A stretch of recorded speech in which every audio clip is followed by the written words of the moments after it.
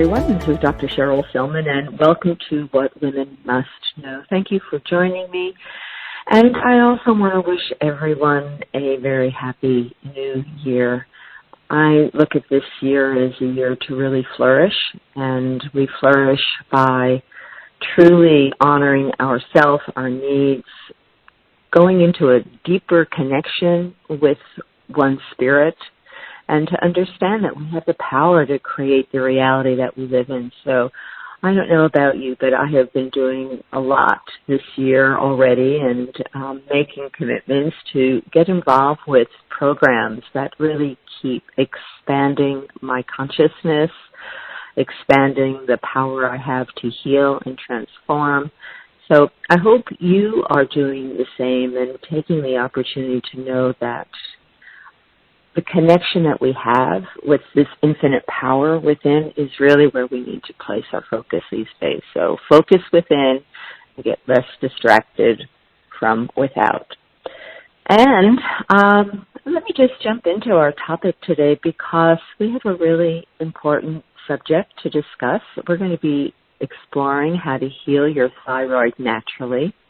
And I just want to give you a few statistics before I introduce my guest and really jump into this topic. So here they are. So it is much more common in women to have thyroid issues. Worldwide, 10 times more women than men have a thyroid disorder. 60% of people with a thyroid disorder don't even know they have one. Up to 20 million Americans have a form of thyroid issues, and 14% of older people have a thyroid issue, and approximately 10% of women will experience mild hypothyroidism during pregnancy. So as you can tell by the statistics, thyroid issues are actually much more prevalent than maybe you even realized. And in fact, in some of the statistics I was looking at, many people, a high percentage of people, don't even know that they have a thyroid problem, and that could be an issue in itself. And we're going to explore all of these things and more with my guest, Dr. Emily Lipinski, who is a Doctor of Naturopathic Medicine, and she also has a thyroid disease. And as Dr. Lipinski struggled for years to get a correct diagnosis and then to control her symptoms, she found that healing the thyroid requires much more than prescription medication. She shares her many insights and recommendations for healing thyroid issues in her new book, Healing Your Thyroid Naturally. And it is my great pleasure to welcome Dr. Emily Lipinski to the show today. So hello and welcome, Emily. Hi, thank you so much for having me. And what a wonderful introduction. I really I have to say, I love what you spoke about connecting within, and especially that's just so important for this year. I feel the same way. Yes, thanks for acknowledging that. I think we can not only get distracted but distressed with what's going on in this time of change and transformation on the planet. And if we do that, it can really adversely affect our thyroid. So I'm all about protecting my adrenals, protecting my thyroid, and really going where the power is, which is within. Yeah. So that navigates us through any choppy seas. And that's the true power that we all have. So thanks for acknowledging that. Okay, let's jump into thyroid issues. I have a confession to make as well to everyone listening, and that is that I had been, maybe 20 years ago now, diagnosed with Hashimoto's thyroiditis.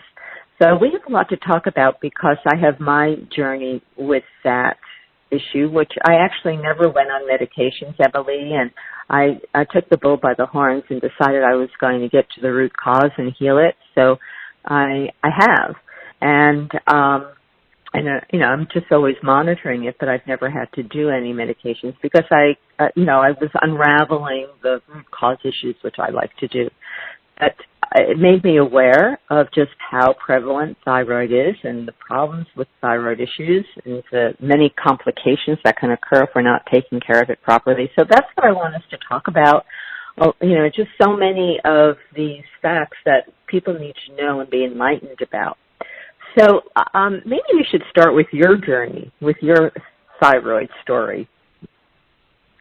Absolutely. Yeah, so it was about maybe 10 or 12 years ago for me when I first discovered I had thyroid issues as well. But really when I look back into it, and this is the case for so many women and patients that I speak to, they intuitively knew long before that something was wrong with their thyroid, which I did.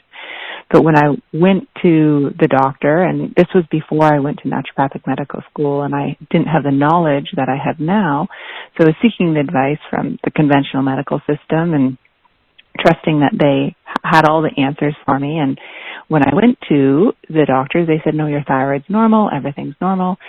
And they had just been testing the TSH hormone, which we'll probably get into touching on later. But that wasn't showing the whole picture. And so finally, when I was in naturopathic medical school and I had a little bit more knowledge at least of what to test, I looked at my antibodies and I looked at my TSH thyroid hormone. And at that time, my TSH hormone, which is in North America at least, is the diagnostic test to diagnose hypothyroidism, that had become abnormal, but also my antibodies were sky high. So I did have Hashimoto's hypothyroidism. And I wish my story was the same as you, that I didn't get put on medication, but I did. And I was put on conventional levothyroxine, so the T4 medication, which I was on for about 3 years, and it did nothing for me except make my TSH labs look normal, but I still had all the same symptoms. I hardly lost any weight. I still felt so cold and fatigued despite being on this medication. So at that time, I started looking for more answers on how, and like you mentioned too, how we can look at the root cause and where was the thyroid issue really stemming from. And so that's when I started looking at more into the reasons why the antibodies become elevated. So I'm not sure where you went with that and where you found your root cause was, but mine was definitely multifactorial. So I had to look at the gut, I had to look at stress and adrenals, and I also had to look at just my overall general lifestyle and what I was eating as well. I don't know kind of where you want me to go from here, but because there's so much, right? There's so much. Well, first of all, before we go into some of the underlying causes, I always like to start at the very, very beginning, and that is to even first define what the thyroid is and what it does. So let's start there. For people who are listening, we're going to start with baby steps and take us through that journey. But first of all, what is the thyroid? What does it do? And the other part of that question, Emily, is what are some of the symptoms and consequences of having an untreated thyroid issue? So the thyroid gland is located in the neck, and it's a very small butterfly-shaped organ. And it's a hormone, it's an endocrine organ, so it releases hormones. The main hormones it releases as T3 and T4 hormone. And the interesting thing is the thyroid actually secretes more T4 hormone, and the body has to convert it into T3 in the periphery, so outside of where the thyroid gland is. And that might be important depending on where our conversation goes, but these hormones that the thyroid gland releases are essentially important for every single cellular process in the body. So that's important for our heart to function, it's important for our brain to function, it's very important for our metabolism, it helps our internal thermostat, so keeping us nice and warm. So these thyroid hormones are really vital for our life, but also for the quality of life. And when the thyroid gland is not working optimally, we start seeing changes in in essentially the entire body. So and where these thyroid hormones are working. So there's a lot of changes in terms of feeling foggy-headed. Brain fog is one big symptom. Having a lower body temperature, always feeling cold, inability to lose weight, but that's kind of the key factor that everyone looks for, but that's not always the case. I've had lots of patients who are very thin but still have hypothyroidism, feeling very tired and fatigued, and a lot of my patients with hypothyroidism, especially Hashimoto's, have noticed palpitations and something going on, maybe even subclinically with the heart. And then also hair, skin, and nails are often adversely affected, as well as sluggish bowels because the metabolism slows down when we don't have enough thyroid hormones present. Yes, it covers so many areas. Depression is so much associated with thyroid, which often gets misdiagnosed and mistreated. I always like to say that outer third of the eyebrow often disappears when people have thyroid. The skin gets really dry. I mean, there's just so many things. Cholesterol can go up. You can have really high cholesterol numbers because your thyroid is sluggish. So it just has it has global ramifications, really. And that's why it's such an important issue. Even people or women, rather, who are dealing with fibroids, for instance, could have a thyroid issue that is behind the creation, development of fibroids, which is pretty important information. However, if you go to your traditional allopathic doctor, they actually don't talk about any of these things. And as you said, we will go and get in your standard blood test your TSH. That's the standard way that in the panels that are done for blood workup is looked at. But there's a problem with that, isn't there, Emily? There's a problem. And I'd like you to talk about it. I see this as two problems. One is the reference range for what is considered normal and what really is a normal range and an optimal range, and also the limitation of just testing for TSH. So why don't you just dive in with that? Absolutely. Yes. So as you mentioned, this TSH is the standard hormone that's normally checked. And the TSH is released actually from the pineal gland in the brain. So even though it's known as kind of a marker to test thyroid function, it's actually looking at how the brain is reacting to your thyroid gland. And in theory, when the thyroid gland is slowing down and producing less thyroid hormones, this hormone from the brain should increase and almost, as I tell my patients, start kind of screaming at the thyroid gland to kind of kick up the pace and start pumping out more thyroid hormones.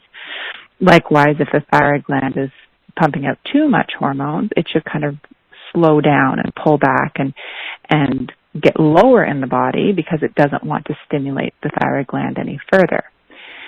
That said, there's a few issues with this. One is that I've seen a lot of people with something called subclinical hypothyroidism, or in the early stages of Hashimoto's, when that TSH isn't actually responding like it should. So people have all the symptoms of hypothyroidism. Their thyroid gland most likely is under attack by antibodies, but the TSH isn't showing the full picture. But the second issue with the TSH is, as you mentioned, these reference ranges, and they have changed, but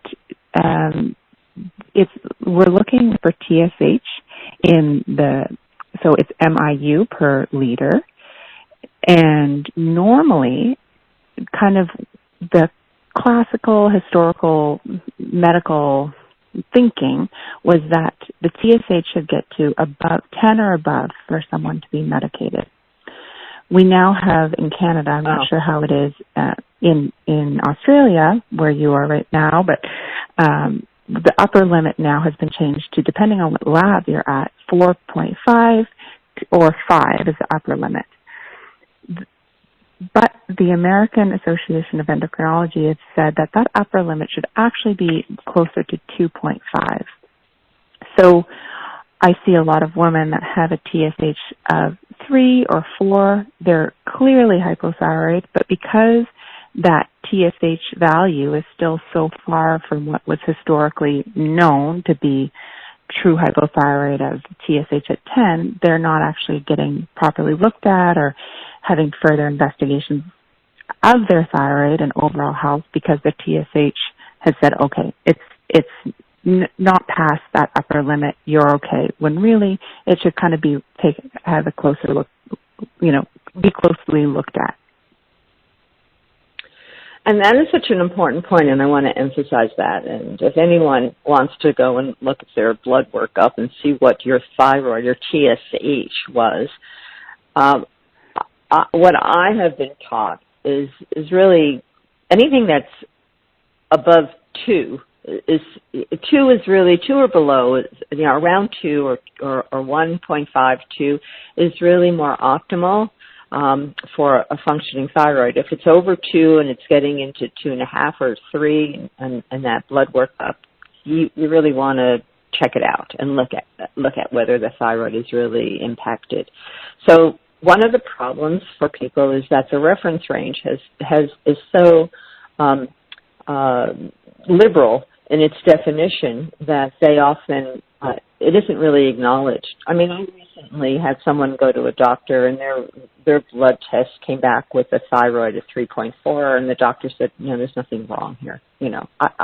Alarm bells went off for me, but for them, everything is fine. And you can't afford to have your thyroid misdiagnosed because, as we said earlier, it impacts so many functions in a woman's, in everyone's body, but I see it like you working with women, so much, including fertility, and so many issues. So we need to understand that we want, to know what that reference range really is. So that's the first thing I think we have kind of hit on here. But there's a second piece of this, Emily, and that's when it comes to Hashimoto's thyroiditis. So this, and I'm going to let you take over and explain what it is.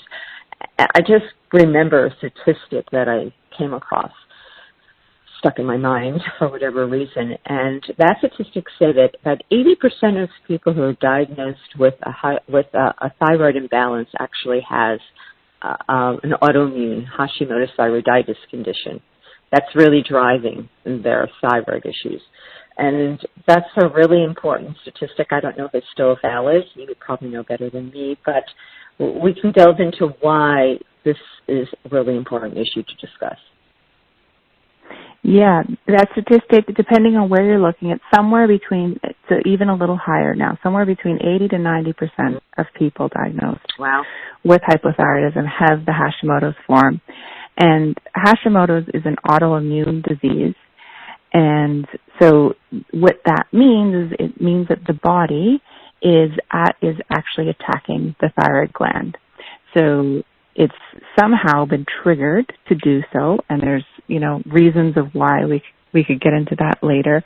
But the body has started to produce antibodies. The two common antibodies found in Hashimoto's hypothyroidism is this TPO antibody, so thyroid peroxidase antibody, and another antibody called TGAB, or thyroglobulin antibody.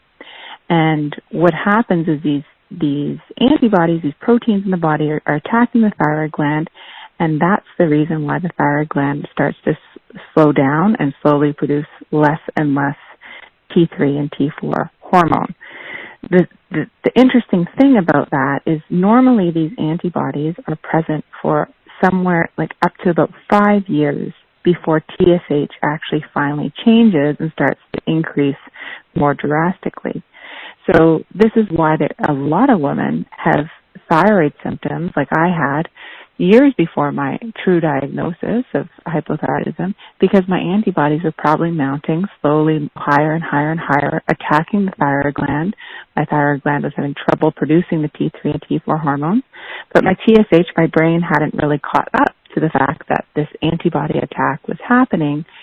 And so fast forward to finally after, 5 years or so when the TSH finally switched. And that's why, you'll probably speak to the fact too that it's so important that if you are having thyroid symptoms to really check out these antibodies, which is done through just a simple blood test. It can be done at the same time the TSH is collected, and then you can take a look and see if you're producing those antibodies that could be slowing down or affecting the thyroid gland.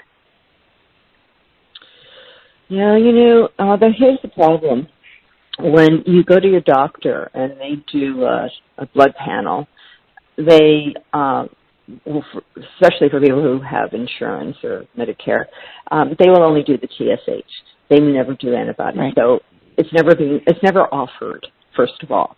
And therefore, without having the antibodies tested, you're not going to know what truly is driving this thyroid imbalance and then get to the root cause. So this is the first important thing that people need to understand.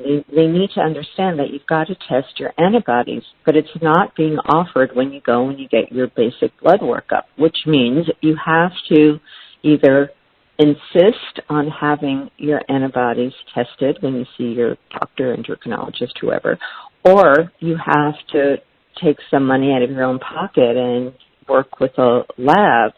And I think even life extension labs will do that. There are places you can do that online if you needed to actually get a proper and accurate diagnosis of what's really going on. Otherwise, if you don't find the root cause issue, which is a high probability it could be an autoimmune issue, then your thyroid is getting destroyed. You're actually not just making it sluggish, you're damaging it. And that can lead to all sorts of serious problems down the track. And you're never able to really resolve what's going on. So, we need to be able to have an accurate diagnosis so we can take action and really heal it. Otherwise, we're putting a Band-Aid on a problem that's never, ever going to resolve the real issue at hand. Absolutely. Yeah, and I liken the damage to, you can actually think about how these antibodies are, attacking the thyroid. Most people with Hashimoto's hypothyroidism, their thyroid actually becomes enlarged. Many people end up going for a thyroid ultrasound just to check out if there's, anything more serious going on. But the thyroid is becoming enlarged partly to this, as you mentioned, this constant attack of antibodies against the thyroid, and it's kind of, putting up its armor to say, stop attacking me. And most people with Hashimoto's also, not only do they have an enlarged thyroid gland, but they also have usually benign thyroid nodules as well that may also be built up because of this attack on the thyroid gland that can happen, for years. Right. So, let's talk about what contributes to an autoimmune condition that is affecting the thyroid. You have an autoimmune dynamic going on. It could have implications in many areas of your health, which I think is another reason why you really want to do some good diagnostic testing, because if you're not addressing the root cause that's creating this overreaction to your immune system, which then starts attacking your different organs, it can be attacking and obviously impacting the thyroid, but it could be silently impacting and attacking other parts of your body, which is why this is so important to diagnose and then to be able to have a proper treatment plan as well. So what are your thoughts about that, Emily?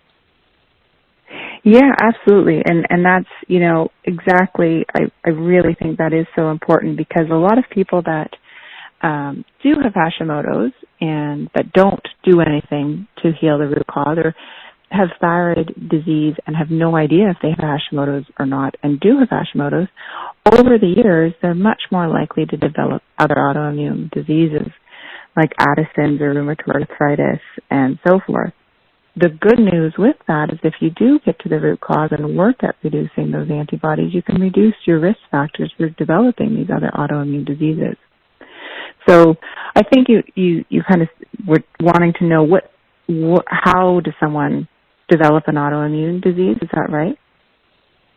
Well, yeah, I think we need to delve a little deeper now and kind of look behind the curtain because, we're looking at the thyroid and we can obviously see symptoms that are occurring because the thyroid isn't working properly, and we've been talking about why we need to find out what really is affecting the thyroid. And, it's probably time to go even deeper, Emily, and look at what some of those root cause issues are behind a hypothyroid response to the thyroid. Yeah, so I think there's kind of two ways to look at it. I always say, when we're looking at an autoimmune disease, I've had so many patients say, why is this happening to me? Well, first, we want to look at why someone develops an autoimmune disease.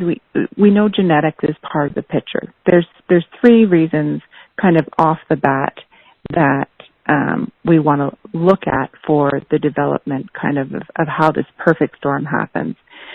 So we have the genetics. So someone may, some people know that they have a genetic link, but sometimes, with females, because hypothyroidism affects females more, perhaps their mother or sister also had hypothyroidism, but it could also be that someone in their family had other autoimmune disease like rheumatoid arthritis or lupus.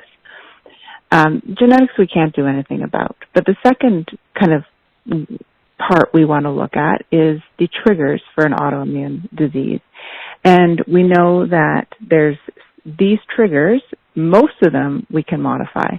So these include, things from eating a Western diet, high in refined fats and processed sugars, exposures to heavy metals and different toxins, certain infections like parasites and Epstein-Barr virus and cytomegalovirus have been associated with a trigger. Long-term stress, specifically long-term stress, short-term not as much, but, stress over time, so affecting the adrenal glands is a trigger. And even using certain medications long-term, things like NSAIDs and the birth control pill has also been shown to be a trigger. And when we're exposed to enough of these triggers over time, and again, this is where it's kind of like how some people are exposed to all these sort of things over a lifetime and develop cancer, and other people may smoke their entire life and never get cancer. It's the same sort of thing. We don't know why one person needs to be exposed to multiple triggers and the other person doesn't. But over time, exposure to enough of these triggers has a bigger risk factor for the development of autoimmune disease. And then the third part is that for an autoimmune disease to be present, most of the research is saying now that leaky gut or intestinal permeability also has to be present. And I'm sure you've probably spoken to that on your show before, but that's such an important piece of healing the thyroid gland is also looking at the gut and healing the gut, because that is where most of the immune system is, and that's where we really have to make sure we're focused on as well. Yes, we can talk about the gut because when I discovered that I had Hashimoto's and I began to delve into things, that's when I realized that I really had a compromised gut health issue and probably have leaky gut as well. Because if you have leaky gut, it means that you have these little micro tears and you have undigested food or undigested particles that shouldn't be in your bloodstream escaping out of your gut and now roaming around in your bloodstream, which the immune system sees as foreign invaders, and they try to do their job and attack them, but it gets all confused. The messages get all confused, and what winds up happening is that the immune system starts attacking itself or your own body. So that was a big thing for me to realize as I began to unravel the causes that led to this autoimmune condition that I was dealing with. It starts with the gut, and that's when I realized that I was doing it all wrong when it came to my diet, right? And starting with eliminating gluten for me, and I had to eliminate became gluten-free and also lactose intolerant. So I had to start to change the diet and eliminate the foods that were having the greatest impact on creating an inflammatory reaction in my gut.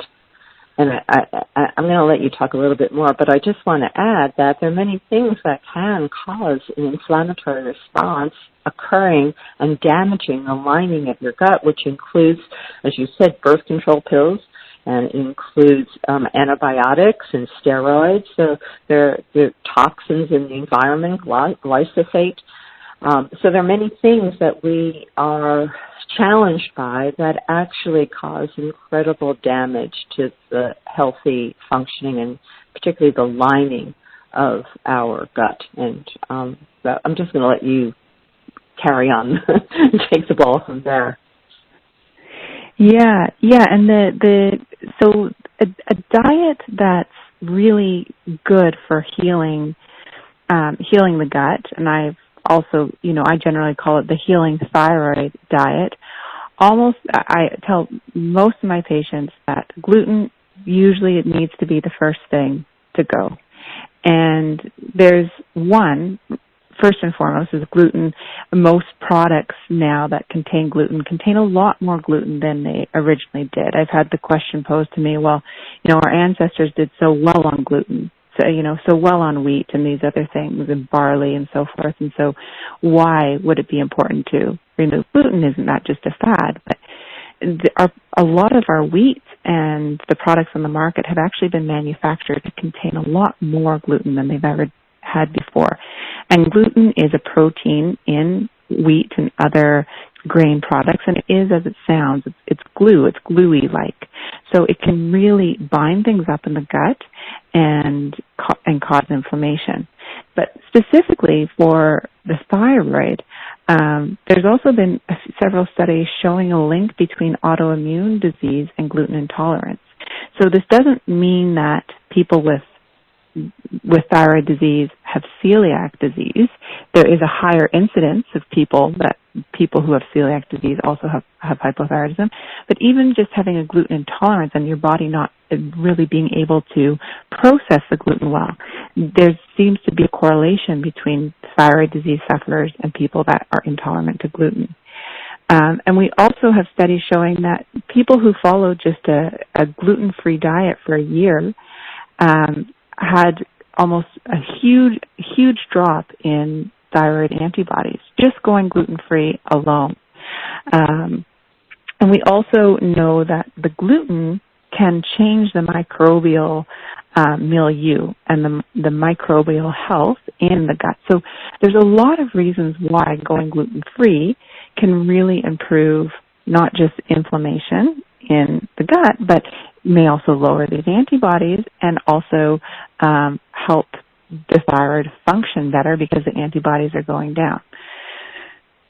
As you mentioned, lactose can also be inflammatory to the gut, and other foods, Western diet foods, refined sugars, refined oils, kind of that typical classic Western diet that a lot of people are moving away from, but it's still, it's still there. It's still out there. I find one big thing that a lot of people don't think about is the oils. Vegetable oils that is in fast food, but also when you go to a restaurant, even if you're going to a nice restaurant, most of the time, if you ask what your food's being cooked in, it's often being cooked in some sort of vegetable oil. And these vegetable oils are proving to be incredibly inflammatory in the research. Some research is showing that they're much more inflammatory to the body than refined sugar is. So that is also something that you really want to look at, is making sure that you're not just looking at the gluten and the dairy, but the vegetable oils I find is a really big one for lowering inflammation in the gut. I'm not sure if when you were on your thyroid journey, if you ever looked at the autoimmune paleo diet or removing grains completely or other triggers. did you go down that journey at all? Well, when I was doing it, paleo wasn't in vogue. It wasn't even known back then. So, but what I did do was I pretty much went on a low-carb diet, and then, of course, trying to do as much organic as possible, and then bringing in some of the animal sources. You know, I actually studied and have great respect for traditional Chinese medicine, and I did a lot of work with acupuncture and with a master Chinese herbalist to help get to the underlying issues and heal all these facets. And one of the things I learned, Emily, from a Chinese medicine perspective, herbal medicine perspective, is that the liver plays a major role with thyroid because the liver metabolizes the thyroid hormones. And if the liver isn't functioning properly, then you're going to have an issue with the proper production of thyroid. So, yeah, I mean, when you start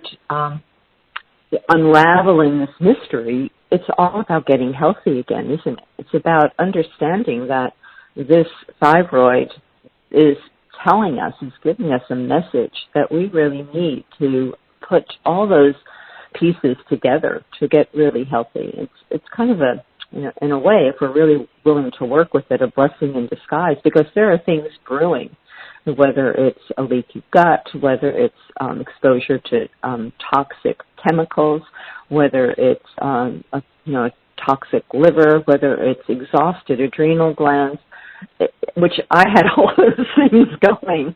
I was under a period of a lot of stress. I was eating the wrong foods.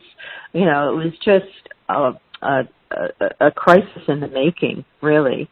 And that issue with my thyroid brought it all to a head and made me realize that there were so many things that were being affected by the stress and from all the bad choices I was making at that point in my life. And that's a really interesting point how you bring up the liver, because it is all connected. And I have such a reverence for traditional Chinese medicine myself, and I use traditional Chinese medicine, and I incorporate some of those principles into, healing your thyroid naturally. And even from a chakra point of view, the thyroid gland is associated with your voice. So in certain cultures, they talk about how, well, if you have a problem with the thyroid gland, you might not be using your voice as wisely, or you're not speaking up as much, or you're holding something back. You're not saying how you truly feel. And I think that's definitely a factor for some people. But with the liver, and in Chinese medicine, the liver represents detoxification, but it's also the organ associated with anger. And so in Chinese medicine, if you're holding back your anger, you're not moving that anger through, or you have something that you're very angry about, it can affect the liver. And in turn, the liver absolutely affects, there's communication between the liver and the thyroid gland. As you mentioned, it filters the thyroid hormones, but it also filters out all those toxins that we're exposed to on a daily basis. So it's absolutely, all these things are interconnected, and not just in terms of getting healthy, but that stress piece, and then looking even at, the mental, emotional factor too of, is there repressed anger? Are you not saying something? I think those are all interesting aspects to look at as well. And I'm so glad you brought that up, because where I am at these days is the understanding that we have to deal with our emotional wounds and all of the unresolved traumas that we carry. Everyone carries their own version of that. But those unresolved emotional wounds or traumas are having a direct effect on the body's ability to function and to heal.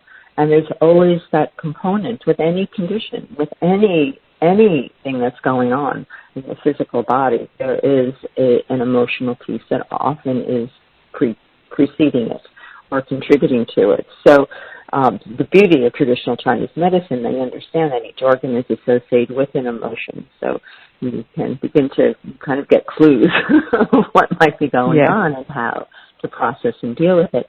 You know, we didn't talk about the role of the adrenals and how the adrenals are so primary in affecting many issues in the body, but particularly what we're talking about today is the thyroid and autoimmune diseases, or just a hypothyroid condition, which is so interesting because really, you know, what is it? You know, what's a true hypothyroid condition? There aren't many conditions. There are contributing factors that actually will result in a truly hypothyroid problem. A thyroid that's not functioning properly is being caused by something, right? It's being caused by something. It could be deficiency of nutrition, of minerals, of proteins. Iodine deficiency is associated with the low thyroid. It's always a query in my mind as to why we aren't looking at what that message is giving us if something isn't working properly so we can address it. Because just prescribing a thyroid hormone isn't going to change the underlying dynamic that's driving that problem. It will probably just mask it if it does anything at all. Absolutely. So let's talk about adrenals, because we haven't mentioned that part of the puzzle. Yeah, so the adrenal glands are two very small, small organs that sit on top of the kidneys. So they're kind of located in your back, and they are needed to respond to stress. And so they're kind of your fight or flight organ. And they really shine at responding to short-term stress. And that's what the intention for the adrenal glands, in my mind, really, really is in all animals. And I kind of like to think about this picture of if there was a bunny in the woods and a fox was to come and run after the bunny. There's essentially only two outcomes that could happen in this situation. Either the bunny runs for its life and it gets eaten by the fox anyways, or it escapes the fox's, attempt, and what the bunny probably does is it goes back to its field of grass and just starts eating grass again. And we know from animal behavioral studies that animals in the wild that have these bouts of short-term stress, once they're back in a comfortable situation again, within a few minutes to hours, their stress response totally shuts down and goes back to a relaxed state. So that bunny rabbit's not thinking about, like, oh, is that fox around the corner? Is it going to come up? Is it going to come up behind me? It's just kind of focused in the moment of having its meal again. But we know that modern day humans, when we have a stress response, like let's say, we're driving somewhere and someone tries to cut us off and we almost have an accident, but we escape that. Most of us, probably aren't just all of a sudden relaxed again. Maybe we're thinking about that person that tried to cut us off. Maybe we're thinking about a boss. We're thinking about our kids, finances, everything we have to do when we get home. And this constant rumination that goes on in our mind that we know most humans now have is causing constant stress, even though it might not be a real impeding threat.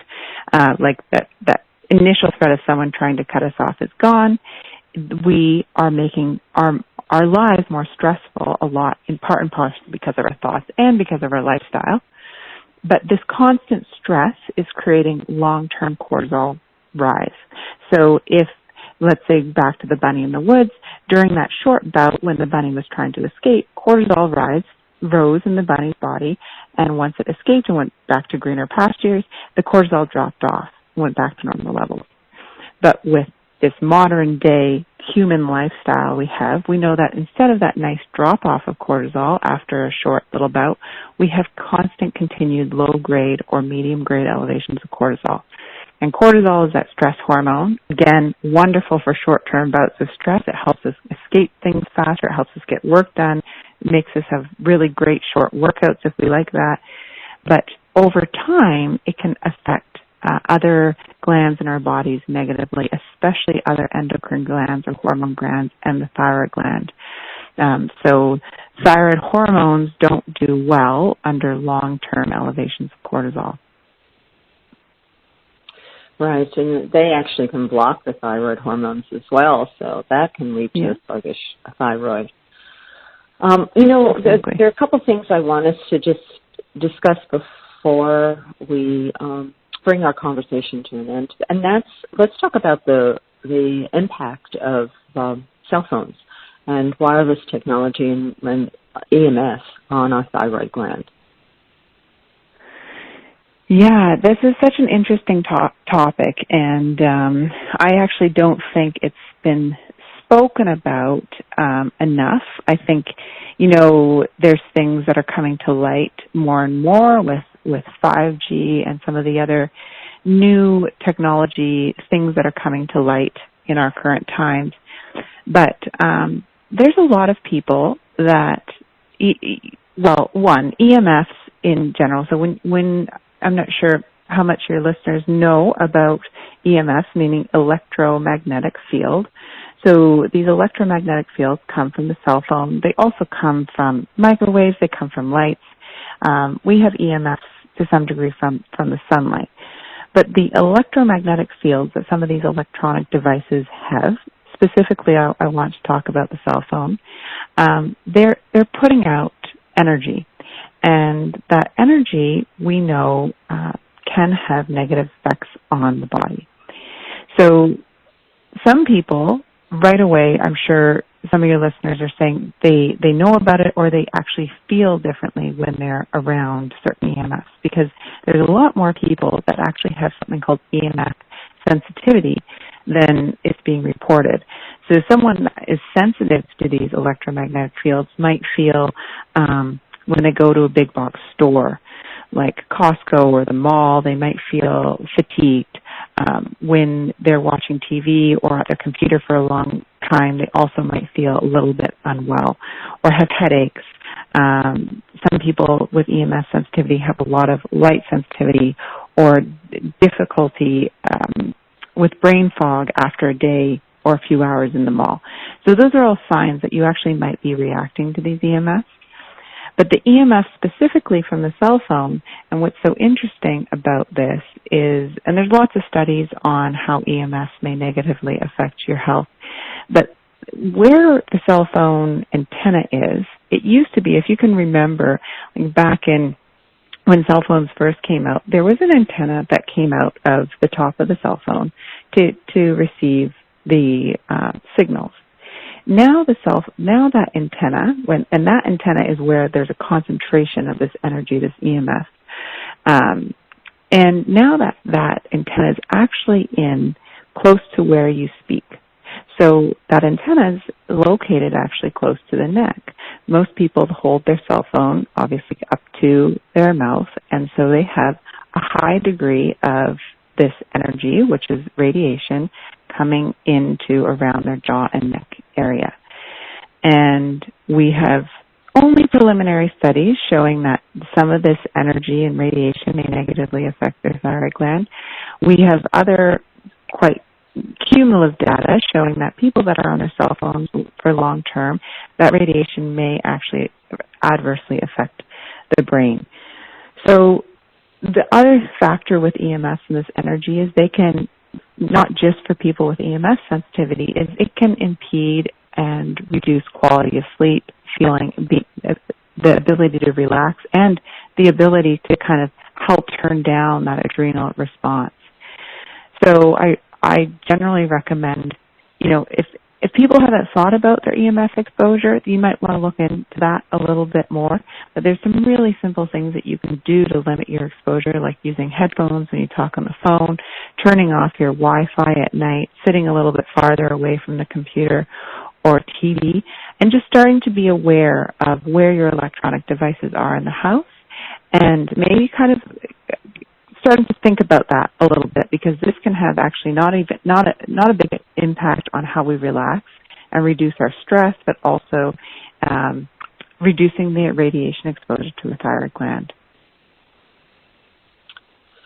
Yeah, I'm glad we talked about this because I have been researching the effects of EMS for 15 years, Emily, and investigated the impact of EMS on the endocrine system and how it actually is is altering the functioning of everything, our thyroid, our adrenals, impairing our gut microbiome. So we need to understand that this is a toxin that we are exposed to, and it seems to have the ability to exacerbate the impact of all other toxins, so chemicals in the environment, and things we may take in through our food or just exposed to. And the EMFs make all of them worse. So absolutely reducing exposure, shutting things down at night, and getting really good technology that is protective to our cells, which I have been recommending for years and years. I think everyone who is using any device, which is all of us, really need to find an effective technology that's going to protect their bodies. So there's lots that we need to understand to have this holistic approach that is protecting us and our children and our children to be as well, because it's all impacting our reproductive capacities and fertility. So we have about 5 minutes left. So how do we want to wrap this up? So let's talk about what are the key steps that you think people should be doing. Conventional Synthroid type of medication or natural thyroid medication, and some of the other key recommendations you have that you've written about in your book, which I want everyone to know is just being released now, right, Emily? It's Healing Your Thyroid Naturally is the title. Healing Your Thyroid Naturally. So while we're talking about that, where do people find out more, and where can they order Healing Your Thyroid Naturally? So it's on Amazon, Barnes & Noble, Chapters Indigo for people that are in Canada, and it's on Amazon in Australia as well. And you mentioned, kind of wrapping up and kind of the steps that I kind of go through for natural thyroid healing. I think just kind of where we started, first and foremost, having a complete thyroid panel blood work done is really key. So making sure that you're looking and checking into those thyroid antibodies to see if they're elevated, and even testing your T4 hormone to see how much thyroid hormone that your thyroid gland is putting out. We didn't get into some of the other important supplements or vitamins that are good for the thyroid gland, but certainly vitamin D is really important for the autoimmune response. So I also make sure my patients have that checked. And B12 deficiencies are also more common with people with hypothyroidism. So you can have all that kind of blood work done at once to kind of get a big picture of what's going on with the thyroid gland. Then I usually start with a diet, kind of as you did. Taking out gluten is a huge first step. It's not easy for a lot of people, but it can make a tremendous impact quite quickly to really start healing the gut and reducing stress on the thyroid gland. Then looking at stress and environmental triggers, including EMS. So looking at household toxins, which we didn't get into too much, but there's a lot of toxins, pesticides, chemicals that are on the food that aren't organic, that we have lots of studies showing that some of the pesticides that are used on fruits and vegetables that are commonly sold in the grocery stores are thyroid toxins. So it's not, not everyone can buy everything organic, but there's certainly some foods that you definitely want to buy organic that are more heavily sprayed. And you can find out that on the Dirty Dozen Environmental Working Group online. Has a good synopsis of the most sprayed fruits, vegetables, produce that you should be avoiding and buying organic instead. And then looking at, diving deeper into the gut healing, maybe with supplements, vitamins. There's many different tests that can be done with a functional doctor or naturopathic doctor in terms of looking to see if there's any low-grade infections in the gut that could also be triggering an autoimmune response. And then Definitely Chinese medicine, like we touched on, Tai Chi, Ayurvedic medicine, looking at some of the other maybe complementary therapies that can be really make a tremendous impact in healing the body and getting to the root cause, and perhaps exploring that a little bit deeper too. And normally these things also touch on the mental, emotional, which can be a really big factor in healing as well. Well, it's a great list. Lots of things that people need to start investigating, because the real goal is to heal, not just accept a diagnosis, but to really understand that it's an indication that changes need to be made, that we can restore function again, and to take the action steps, to do whatever it takes, basically, to get healthy. That's my motto, whatever it takes. And you're doing such great work, Emily. If people want to know more about you, first of all, let me give everyone your website, which is EmilyLipinski.com, and I'm going to spell Lipinski, which is LIPINSKI.com, EmilyLipinski.com. Emily, do you do virtual consultations if people wanted to work with you to get some help? Absolutely, I do. I'm currently on mat leave, but I will be returning in late spring 2021. And if someone's interested in booking consultation, you can find a link right on my website, like you listed, on just book appointment. And I do offer just complimentary meet and greets as well, where I can't provide medical information at that time, but just to see if it would be a good fit to work together. That's great. So EmilyLipinski.com, and pick up a copy of her brand new book, Healing Your Thyroid Naturally, and start getting empowered with the knowledge of how to really heal and get your thyroid back on track. So Emily, thanks so much for your work and your passion and putting this book together and sharing such important and wonderful information for all of us to understand this thyroid story. Thank you so much for having me. It's been a pleasure. And as always, it's a pleasure to have everyone joining me every week on What Women Must Know. So I hope you will continue to check in and listen to these wonderful conversations. And as I like to say every week, I hope you will be honoring the wisdom of your feminine self. And we will be back again next week with another wonderful conversation. Until then, we will take care. Bye for now.